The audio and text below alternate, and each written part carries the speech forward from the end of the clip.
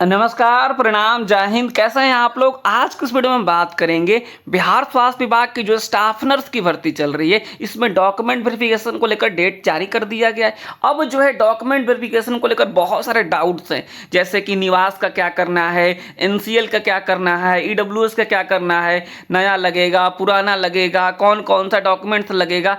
इस तरीके से जो आपके मन में डाउट्स है डॉक्यूमेंट वेरिफिकेशन को लेकर के, सारे डाउट्स खत्म हो जाएंगे अगर आप आज इस वीडियो को पूरा देख लेते हैं। तो दूसरा कोई भी वीडियो आपको देखने की जरूरत नहीं पड़ेगी डॉक्यूमेंट वेरिफिकेशन को लेकर के, इस बात की तो गारंटी है ही। तो आप इस वीडियो को पूरा देखिएगा। दूसरी लिस्ट का जो है कई अभ्यर्थी इंतजार कर रहे हैं, तो इसके ऊपर भी हम बात करेंगे। सबसे पहले हम लोग देखेंगे यहाँ पे कि कौन कौन सा डॉक्यूमेंट्स लग रहा है। देखिए, सबसे आप समझेंगे एक बात की जो है ये डॉक्यूमेंट वेरिफिकेशन को लेकर के एक ना कॉल लेटर भी जारी होगा। आपको तो पता चल गया होगा हालांकि कब जो है किस डेट में आपका डॉक्यूमेंट वेरिफिकेशन है और जो है किस टाइम में है, पहले शिफ्ट में है या दूसरे शिफ्ट में। लेकिन अभी एक ना कॉल लेटर डाउनलोड करना होगा आपको, ये अभी हो नहीं रहा है, या फिर जैसे ही होने लगेगा मैं वीडियो के माध्यम से बता भी दूंगा। ये बीटीएससी के ऑफिशियल साइट पे जाएंगे, एडमिट कार्ड वाले ऑप्शन में जाएंगे तो वहाँ पे डाउनलोड कॉल लेटर का ऑप्शन आता है, वहाँ पे यूजर आईडी पासवर्ड डाल करके अपना जो है कॉल लेटर डाउनलोड कर सकते हैं। अभी हो नहीं रहा है, ठीक है, लेकिन हम आपको बता देते हैं कि आपको डॉक्यूमेंट्स में क्या क्या लगेगा। यहाँ पे जो कहा गया ध्यान से आप समझेंगे, जो है कि आमंत्रित किए जाने वाले अभ्यर्थियों को सूचित किया जाता है कि वे एप्लीकेशन नंबर, रजिस्ट्रेशन नंबर के अनुसार डॉक्यूमेंट वेरिफिकेशन हेतु निर्धारित तिथि एवं समय पर विज्ञापन में वर्णित एवं आवेदन पत्र के साथ संलग्न सभी प्रमाण पत्रों की स्व अभिप्रमाणित छाया प्रति, आवेदन की प्रति तथा सत्यापन हेतु सभी प्रमाण पत्रों की मूल प्रति के साथ उपस्थित होंगे। ध्यान से आप समझिएगा, ये ओवरऑल पहले लाइन आप समझिए। कह रहे हैं ना कि आपको जो डेट समय बताया गया है उस समय पे आपको सब कुछ, जितना भी आपके पास डॉक्यूमेंट्स है सबको लेके जाना है, और वह स्व अभिप्रमाणित प्रति होना चाहिए। मतलब स्व अभिप्रमाणित मतलब होता है जो फोटो स्टेट करवा के वहाँ पे लिख देते हैं हम लोग, स्व अभिप्रमाणित ऐसे लिखा जाता है, स्व अभिप्रमाणित। और वहाँ पे क्या किया जाता है, अपना नाम लिखा जाता है, जो भी आपका नाम है XYZ आप नाम लिखेंगे, और नीचे जो आपका डॉक्यूमेंट वेरिफिकेशन का डेट है उस डेट को लिखेंगे, उसे हम बोलते हैं स्व अभिप्रमाणित। ठीक है, तो कह रहा है कि स्व अभिप्रमाणित लेके जाना है और उसका ओरिजिनल भी लेके जाना है, ओरिजिनल भी लेके जाना है। जितना आप सर्टिफिकेट लेके जाएंगे सबका ओरिजिनल भी लेके जाएंगे। एक सवाल यहाँ पे जेन्युइन बन जाता है, कई अभ्यर्थियों कहते हैं कि मेरे पास जो निवास है ना, वो निवास तो हमने ऑनलाइन निकाला था, मेरे पास ओरिजिनल नहीं है। मैंने जो एनसीएल बनाया था ना, वो ओरिजिनल नहीं, हमने ऑनलाइन निकाला था। हमने ईडब्ल्यूएस निकाला था, हमने कास्ट सर्टिफिकेट निकाला था। देखिए, जो आपने निकाला है ना वह ओरिजिनल ही होता है, वह ओरिजिनल ही होता है, कोई उसमें जो है दिक्कत वाली बात नहीं है, वह ओरिजिनल ही होता है, उसको कुछ नहीं करवाना है। आगे देखेंगे क्या बातें कही गई हैं, पूरी बात आप लोग ध्यान से समझिएगा। ऑनलाइन आवेदन पत्र में इंगित प्रविष्टियों के अनुसार अभ्यर्थियों को चेकलिस्ट प्रपत्र में वर्णित सभी प्रमाण पत्रों की मूल प्रति एवं सभी प्रमाण पत्रों की 2 प्रति स्व अभिप्रमाणित छाया प्रति डीवी के समय प्रस्तुत करना अनिवार्य है। मतलब कहा गया है ना कि आपको एक सीरियल नंबर मिलेगा, सीरियल वाइज आपको क्या करना है कि सारे डॉक्यूमेंट्स को रखना है। यहाँ पे जैसे आपको हम बता दें एग्जाम्पल के लिए, तो यहाँ पे आपने क्या किया, ओरिजिनल रखा ना सबसे ऊपर। अगर आपने कोई मार्कशीट रखा है तो सेम वैसे ही आप 2 कॉपी उसका बनाएंगे, ठीक है, और जो है 2 कॉपी में सेम उसी हिसाब से सहिहार देंगे ना, तो एकदम आराम से समझ लीजिए, उसी हिसाब से आपको रखना है। मतलब 2 कॉपी आपको लगेगा फोटो स्टेट, ये ओरिजिनल हो गया, उसका ये 1 कॉपी होगा और 1 कॉपी होगा, मतलब टोटल 3 कॉपी आपके पास रहेंगे, 1 ओरिजिनल और 2 फोटो स्टेट। और जितने भी डॉक्यूमेंट्स रहेंगे उस पर आपको स्व अभिप्रमाणित लिख करके साइन करना होगा। ये बात आप देखेंगे, आगे हम बढ़ेंगे। अभी कहा रहा है कि आगे देखिए कि जो है डॉक्यूमेंट वेरिफिकेशन के दौरान निम्नलिखित प्रमाण पत्रों का मूल से सत्यापन कराया जाना है। मतलब मूल मतलब ओरिजिनल से, पहले आपका ओरिजिनल देखा जाएगा, फिर उसका फोटो स्टेट देखा जाएगा, फोटो स्टेट देखा जाएगा, फिर ओरिजिनल देखा जाएगा, इस तरीके से मूल से मिलान होगा। अब यहाँ पे आ गया है विवरणी, मतलब कौन कौन सा डॉक्यूमेंट्स कब तक का इशू होना जरूरी है। आपका मैट्रिकुलेशन का मूल प्रमाण पत्र कभी का भी इशू हो कोई दिक्कत नहीं है, आपको मैट्रिक का मूल लगेगा। निवास प्रमाण पत्र लगेगा, निवास प्रमाण पत्र कभी का भी इशू हो कोई दिक्कत नहीं है। फोटो युक्त पहचान पत्र में आप आधार कार्ड दे दीजिए, वोटर ID कार्ड दे दीजिए, इस तरीके से जो है आप दे सकते हैं। चौथा जो है कि शैक्षणिक योग्यता संबंधित प्रमाण पत्र, आपके पास जीएनएम का प्रोविजनल हो या फिर आपके पास बीएससी का प्रोविजनल हो, ये लग जाएगा। दूसरा आपको जो है आपको जीएनएम या फिर बीएससी नर्सिंग के जितने भी, मान लीजिए कि जीएनएम आपने 3 साल में किया है तो first year, second year, third year तीनों का मार्कशीट आपके लगेंगे। बीएससी नर्सिंग आपने 4 साल में किया है तो चारों साल के आपको मार्कशीट लगेंगे। ये हो गया, ये कहने के लिए कह रहा है। आगे कह रहा है कि यहाँ पे स्वास्थ्य विभाग बिहार पटना का अधिसूचना इतना के आलोक में किसी भी संघ अथवा राज्य नर्सिंग काउंसिल से निबंधित होने का निबंधन प्रमाण पत्र, यानी ना आपका रजिस्ट्रेशन बीएनआरसी से हो ये बात जरूरी नहीं है, आपका रजिस्ट्रेशन कहीं से भी हो। आप एमपी से हैं तो एमपी से होना चाहिए, झारखंड से हैं तो झारखंड से होना चाहिए, आपका जो है कहीं से भी, कर्नाटक से हैं तो कर्नाटक का होना चाहिए, मतलब जहाँ से आप हैं वहाँ का रजिस्ट्रेशन चाहिए। ये 3 यहाँ पे चाहिए, समझ गए आप लोग। मैट्रिक, निवास पहचान पत्र के अलावा उसके बाद क्या चाहिए जी, तो जीएनएम का जो सर्टिफिकेट होता है, सर्टिफिकेट आप ले लीजिएगा, जो आप मूल कहिए, सर्टिफिकेट कहिए, ये आपको ले लेना है।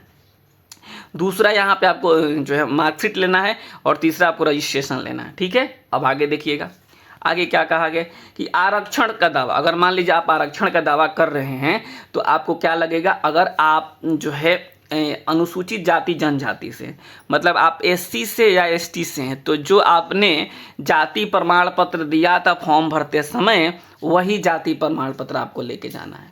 ठीक है, नया नहीं लेके जाना है। क्रीमी लेयर रहित प्रमाण पत्र एनसीएल जो आपने फॉर्म भरते समय दिया था वही एनसीएल लेके जाना है, नया नहीं लेके जाना है। अगर आप ईडब्ल्यूएस हैं तो ईडब्ल्यूएस वही लेके जाना है, नया नहीं लेके जाना है। और ये जो सारे डॉक्यूमेंट्स हैं ओएससी, जाति, एनसीएल, ईडब्ल्यूएस, वह 23/5/2025 तक का बना होना चाहिए। इसके बाद का बना है तो दिक्कत वाली बात होगी, इसके पहले के ये सब बने होने चाहिए। ठीक है, उसके बाद क्या लगेगा जी, उसके बाद मान लीजिए आप किसी जो है सरकारी हॉस्पिटल में काम कर रहे हैं तो वहाँ से आपको एक्सपीरियंस सर्टिफिकेट बनवाना होगा। कई लोग कहते हैं कि हम ना प्राइवेट हॉस्पिटल में काम करते हैं, हम इस हॉस्पिटल में काम करते हैं, उस हॉस्पिटल में काम करते हैं, तो क्या हमको मिल जाएगा उसका नंबर? नहीं मिलेगा। आपको नंबर तभी मिलेगा जब मतलब किस जो है आपको प्रपत्र से, किस आपको अनुशंसा से, पूरा का पूरा जब आपके पास एक तरीके से कहेंगे जब आप संविदा पे काम करते हैं ना, तो ही उसी का एक्सपीरियंस आपका काउंट होता है। आप कितना भी बड़े हॉस्पिटल में काम कर लें, वो एक्सपीरियंस काउंट नहीं होता है। मतलब आपको जो है नियोजन जो आपका हुआ होना चाहिए वह विभागीय अधिसूचना कार्यालय आदेश का प्रति भी लगाना होगा। तो प्राइवेट वाले भूल जाइए कि आपको एक्सपीरियंस मिलेगा, बाकी जो संविदा पे काम करें वो अपना एक्सपीरियंस ऑलरेडी बनवा चुके हैं। ठीक है, आगे देखिएगा, आगे देखिए कि यहाँ पर दिव्यांगता प्रमाण पत्र, अगर आप मान लीजिए दिव्यांग कैटेगरी से है तो दिव्यांगता वाला लगेगा, स्वतंत्रता सेनानी है तो स्वतंत्रता सेनानी का लगेगा। और जो आपने ऑनलाइन फॉर्म किया था ना, जो पीडीएफ नहीं आपने प्रिंट करवाया था, सब कुछ उसमें था, वह पीडीएफ लगेगा, उसका फोटो कॉपी करवा लीजिएगा।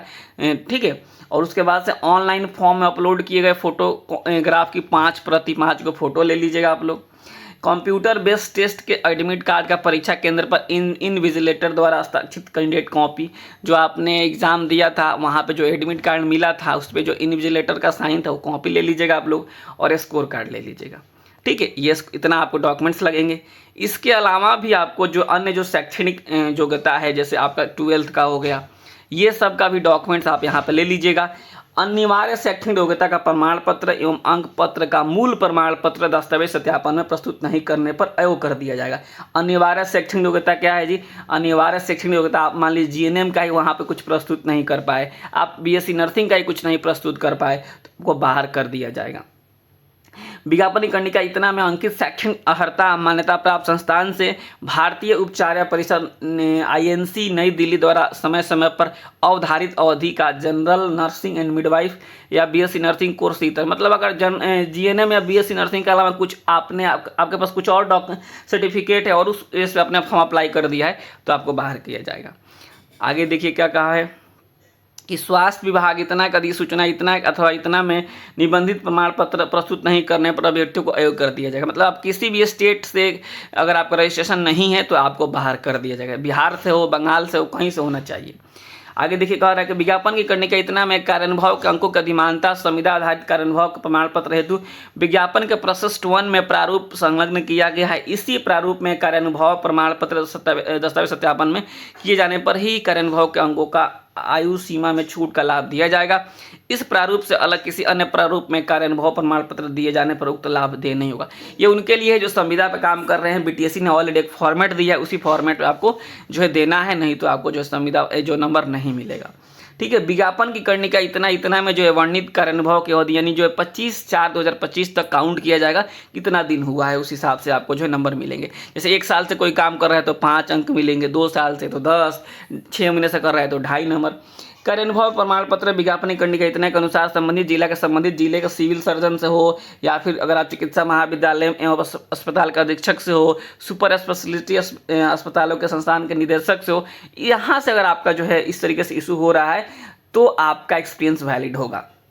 यदि अभ्यर्थी आरक्षित पद के लिए दावा किया है तब दस्तावेज सत्यापन के समय अनुसूचित जाति अनुसूचित जनजाति के मामले में अपने अस्थायी अधिवास अंचल के राज्य सरकार द्वारा अधिसूचित सक्षम प्राधिकार द्वारा निर्गत जाति प्रमाण पत्र एवं स्थायी निवास प्रमाण पत्र जमा कर मूल प्रति से सत्यापन कराना अनिवार्य होगा, अन्यथा अभ्यर्थी को आरक्षण लाभ दे नहीं होगा। ये जो बात कर इसमें कन्फ्यूजन हो जाता है। ये ऐसा नहीं है कुछ आपको कुछ नहीं करवाना है, जो आपने फॉर्म भरते समय दिया था ना उसी को लेकर चल जाना है। समझ गए आप लोग, आपको कहीं से कुछ एक्स्ट्रा करवाने की जरूरत नहीं है। जो आपने फॉर्म भरते समय जो है जाति निवास वगैरह जो दिया है उसी को लेकर चल जाना है, वो ऑलरेडी सत्यापित रहता है, डिजिटली सब सत्यापित रहता है। ठीक है, आगे देखिए कहा गया अत्यंत पिछड़ा वर्ग के स्थिति में जो है सामान्य प्रशासन विभाग इतना के आलोक में बिहार सरकार द्वारा विनिर्दिष्ट विहित प्रपत्र में अपने अस्थायी अधिवास अंचल के राज्य सरकार द्वारा अधिसूचित सक्षम प्राधिकार द्वारा निर्गत क्रिमिनल रहित प्रमाण पत्र एवं अस्थायी निवास प्रमाण पत्र जमा कर मूल प्रति सत्यापन कराना अनिवार्य होगा। मूल प्रति जो कह रहे हैं ना, मतलब जो आपने फॉर्म भरते समय दिया था, जो आप आजकल ये सब कब का है भाई, ये पहले होता था जब ऑनलाइन नहीं बनता था, तो मूल प्रति सत्यापन करना अनिवार्य होगा, अन्यथा अभ्यर्थी को आरक्षण का लाभ दे नहीं होगा। आपको कुछ नहीं करवाना है, जो आपने फॉर्म भरते समय दिया है जो है NCL निवास वही लेके जाना है, कहीं से कुछ नहीं करवाना है। ठीक है, आगे कहा गया है कि आयोग द्वारा निर्धारित तिथि पाली में अभ्यर्थियों को दस्तावेज सत्यापन कराना अनिवार्य होगा। DV में अनुपस्थित अभ्यर्थियों को पुनः DV के लिए कोई समय नहीं दिया जाएगा। ये कहा गया है कि आवेदन प्रपत्र में वर्णित सभी प्रमाण पत्रों का डॉक्यूमेंट वेरिफिकेशन के समय मूल रूप से प्रस्तुत करना अनिवार्य होगा। डॉक्यूमेंट वेरिफिकेशन में प्रपत्र प्रस्तुत नहीं करने पर जो है प्रमाण पत्र प्रस्तुत नहीं करने पर या त्रुटिपूर्ण होने की दशा में अलग से कोई प्रमाण पत्र आयोग द्वारा स्वीकार नहीं किया जाएगा। जो देना है आपको वहीं दे देना है, बाद में नहीं कि बाद में ला के देंगे वाला बात नहीं चलेगा। निर्देश का अनुपालन नहीं करने वाले अभ्यर्थियों को अर्हता के संबंध में निर्णय लेने का जो है, मान लीजिए वहाँ बात नहीं सुनिएगा तो उस पर आपका जो एक्शन लिया जा सकता है। किसी प्रकार की त्रुटि पाए जाने से संबंधित आवेदक की वैधता किसी भी चरण में रद्द की जा सकती है। कोई भी फर्जीवाड़ा होगा तो रद्द किया जा सकता है। DV हेतु आमंत्रित किए जाने वाले अभ्यर्थियों की वैधता पूर्णतः पाबंदी का प्रोविजनल है। DV में शामिल होने से मात्र उनकी अर्हता संपुष्ट नहीं हो जाती है। दस्तावेज सत्यापन के समय उसके बाद उसकी अर्हता पर यथासंभव आवश्यक निर्णय लेने का अधिकार आयोग के पास सुरक्षित रहेगा। ऐसा नहीं कि DV करवा लिया उसके बाद बोले नहीं हमको तो नौकरी चाहिए अभी किसी हाल में, इसलिए कह दिया नहीं कि मामला कोर्ट में जाता है तो जो है पूछा जाता है कहाँ इसने आपने कहाँ लिखा था कि जो है इनकी जो है जो आपने DV करवाया है एक तरीके से वो भी अपबौद्धिक है। तो ये कहा गया कि DV करवा रहे इसका मतलब नहीं कि नौकरी हो गया, अभी भी हम बहुत कुछ कर सकते हैं, करेगा नहीं कुछ लेकिन लिख दिया गया, समझ गए। DV हेतु आमंत्रित अभ्यर्थियों को छोड़कर किसी अन्य को जो है वहाँ पे जाने का अलाउ नहीं होगा। मतलब जाएंगे, अगर आपके पेरेंट्स जाएंगे तो BTSC गेट पे बाहर ही रहेंगे। अभ्यर्थियों को निर्देश है कि आयोग द्वारा जब भी इस संबंध में समय समय पर कोई सूचना आयोग के अधिकृत वेबसाइट पर प्रकाशित किया जाता है वे अपने ध्यान से अनुपालन करेंगे। इसके लिए अलग से कोई व्यक्तिगत सूचना नहीं देने के बिंदु पर आयोग निर्णय लेने हेतु स्वतंत्र है। मतलब कि आपको हमेशा जो है एक तरीके से कहेंगे कि वेबसाइट विजिट करते रहिए या फिर हमारा एजुकेशनल एक वीडियो देखते रहिए। बाकी आपको ऐसा नहीं है कि जो है आयोग आपको ये कल को जाके कि आयोग ने हमको बताया नहीं है, पर्सनली मैसेज नहीं किया है और बाकी कट ऑफ नीचे दिया गया, यही बात तो कहा गया है। तो आई थिंक मुझे लग रहा है मैंने सब बात बताने की कोशिश करी, डॉक्यूमेंट्स डाउट्स को लेकर के, निवास जाति जो भी आपके पास है उसको लेकर के, डॉक्यूमेंट्स कौन कौन सा लगेगा इसको लेकर के। और अभी जैसे ही आपका कॉल लेटर डाउनलोड होगा उसमें पूरा एक और लिस्ट बनाया गया रहेगा कि कैसे कैसे डॉक्यूमेंट्स को सजाना है, इसी तरीके से उसमें भी दिया रहता है। ठीक है, तो चलिए इस वीडियो में तो नहीं रखते हैं, और आपके मन में कोई डाउट्स रह गया होगा तो आप कमेंट्स बॉक्स में ज़रूर लिखिएगा, हम उसका रिप्लाई देने की कोशिश करेंगे। नमस्कार, धन्यवाद, और चैनल को सब्सक्राइब करते हुए जाइएगा।